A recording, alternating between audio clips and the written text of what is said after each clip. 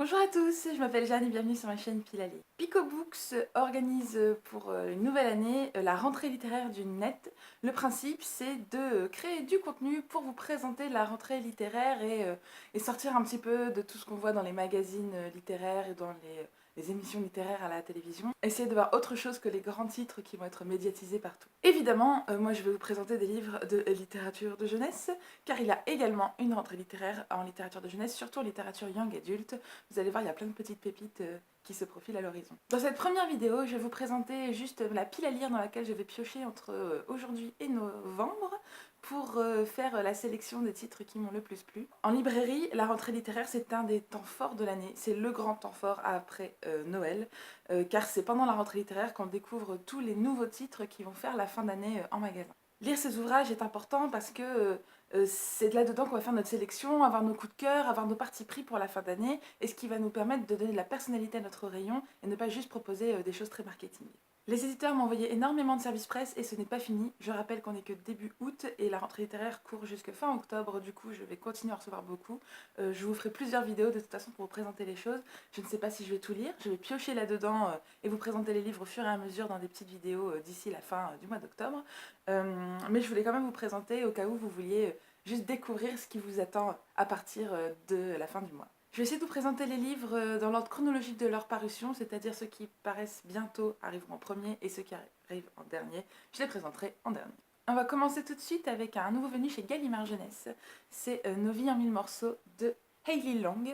Donc c'est un texte traduit, la couverture est superbe. Alors moi je suis quelqu'un qui fonctionne beaucoup au coup de cœur de couverture et là je suis déjà séduite. On suit deux jeunes garçons qui ont 13 et 15 ans qui se retrouvent orphelins et qui sont recueillis par un oncle et une tante pour essayer de se reconstruire. Et on va suivre leur parcours à chacun, voir un petit peu comment on peut se reconstruire après un deuil pareil. L'un va, je crois, plutôt partir dans l'introspection et dans la bulle personnelle, alors que l'autre va essayer de vivre tout ça en se liant d'amitié avec des nouvelles personnes et avec une nouvelle sphère amicale. Ça a l'air très émouvant, un texte un peu dur et beau sur ce qui fait l'existence et comment on peut surmonter les grandes épreuves.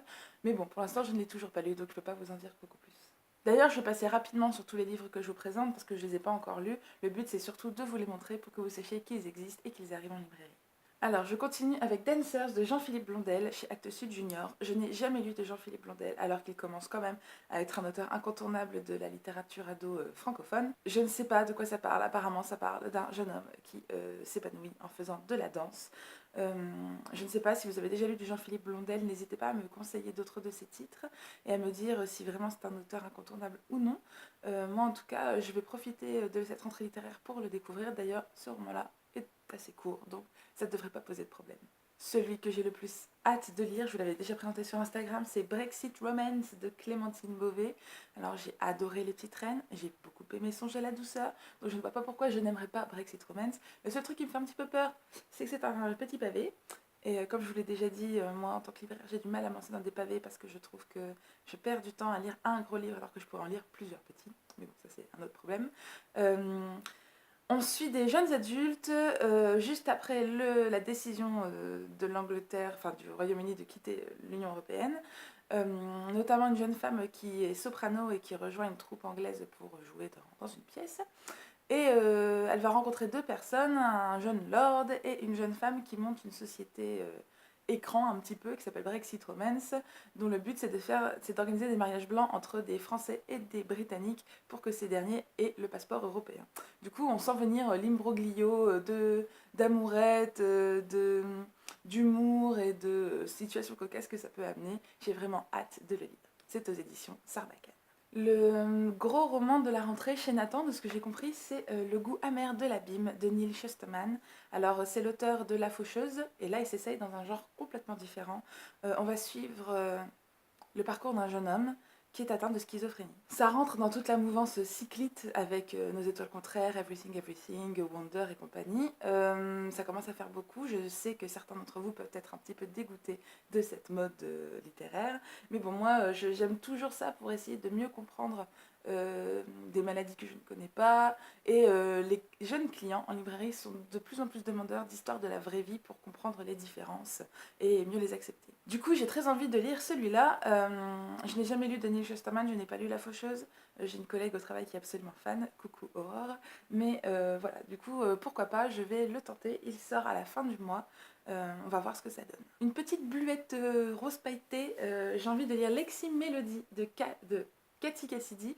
C'est l'autrice des Filles en chocolat, la grande série qui plaît beaucoup aux jeunes filles. C'est une série qui a l'air très rose à paillettes, Les Filles en chocolat, mais qui plaît beaucoup et qui, d'après ce que j'ai lu sur les quatrièmes de couverture, parle aussi de sujets assez difficiles. Ça, c'est sa toute nouvelle série qui sort au mois d'octobre, Lexi Melody. J'ai envie de plonger dedans parce que j'ai la flemme de commencer Les Filles en chocolat pour savoir de quoi ça parle, mais je me dis que celui-ci, vu que c'est un premier tome d'une nouvelle série, j'aurai qu'un livre à lire pour savoir un petit peu si c'est chouette ou pas et le conseiller ou pas à mes jeunes lectrices. Je pense que ça va faire un carton à Noël. Je n'aurais même pas forcément besoin de le lire tellement les livres de Cathy Cassidy se vendent tout seuls en magasin. Mais bon, j'aime bien aussi des fois mettre le nez dans les gros best-sellers pour savoir si c'est vraiment chouette ou si c'est du kékar. Je vais finir avec 3 livres qui sentent bon Halloween, l'automne, la citrouille et les soirées qui font peur. Le premier, c'est chez Pocket Jeunesse, c'est Nevermore.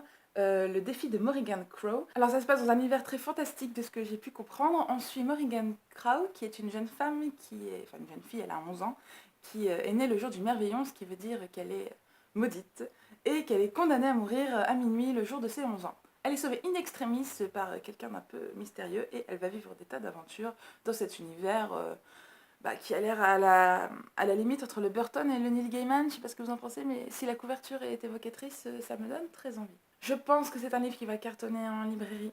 Je pense que PKJ a beaucoup misé dessus. J'ai hâte de plonger dedans, voir si c'est vraiment aussi bien.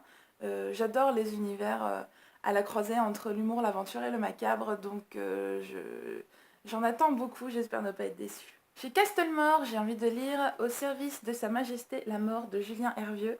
Le premier tome s'appelle L'Ordre des Revenants. Ça se passe dans l'Angleterre victorienne. On suit une jeune femme qui est journaliste, mais vu qu'elle est une femme, en fait, elle s'est accoquinée avec un journaliste homme pour qu'il signe ses papiers à sa place et qu'elle puisse être publiée.